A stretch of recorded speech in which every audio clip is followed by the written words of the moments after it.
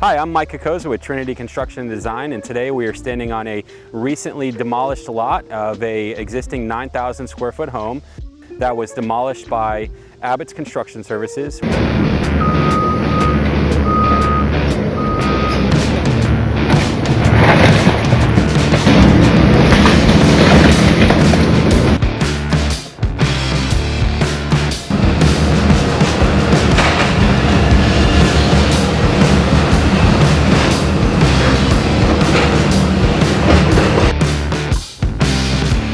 We're excited and looking forward to working with CMSA Architects, who is currently designing a 7,000 square foot home to be constructed on this beautiful Sarasota Bayfront lot.